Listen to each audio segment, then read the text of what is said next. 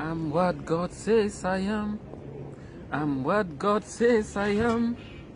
I'm a winner. I'm not a loser. I'm what God says I am. This week we've been talking about inferiority complex. That's the reason why I just introduced this video with this song.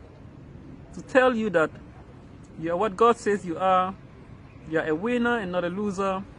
You are what God says you are. So appreciate yourself, accept yourself, like yourself. It's important. Actually, the purpose of this video is to talk about bank statement. Bank statement. You know, after getting your admission from a German university, the next thing is to apply for a student visa. Yeah, that's the next thing you do. You apply for a student visa. And as part of the requirement, you're supposed to bring a sponsor. And this sponsor comes along with a bank statement. So your sponsor can be your father, it could be your uncle, whosoever it is. But they need a bank statement to prove that this sponsor can take care of you while you're in Germany. And what are the things they look for? Now, they look into the account of the sponsor. How much money comes in, how much money goes out. We call it like the inflows and what goes out, outflows or whatever. So it's important. You don't just tell your sponsor, put the 10,533 euros into the account and straight away you get a visa. No, it doesn't work like that. You can have this 10,533 euros in your account. In the sponsor's account, but a visa will be rejected. Why? Because they can feel that, oh, okay, because you want a visa, you just went and borrowed some money from somewhere, maybe 20,000 euros or whatsoever, and put into the account just to come for the visa. So they could reject you for that. They want to know how much money comes into the account and how much money goes out of the account. They consider all these things to say, okay, this particular sponsor can really take care of you. So it happened to me several times. I used the bank statement of my brother, and you know how much was coming in and how much was going out was not really good. So even though we had the required amount that they wanted, I was still rejected a visa. And we didn't know why, what the reason was. We would say, but we have the money you guys are asking for, so why are you refusing the visa? But that was actually not the point.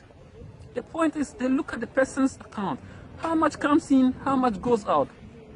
When they look at that and it looks good enough, even with 5,000 euros, they'll still give you the visa. So let's use Dangote for example, that Nigerian man who is considered the richest person. Now, if you take the bank statement of Dangote and you have just 2,000 euros in that account, they'll give you the visa.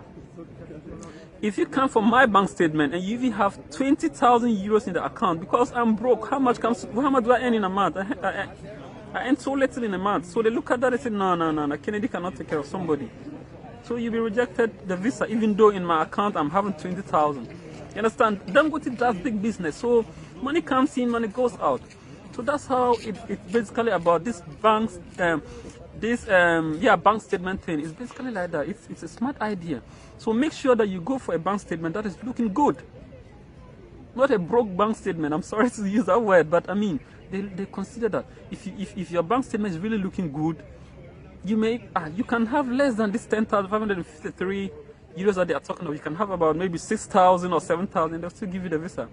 If the bank statement is not looking good, and you even have 20,000 euros in that account, they'll reject you the visa.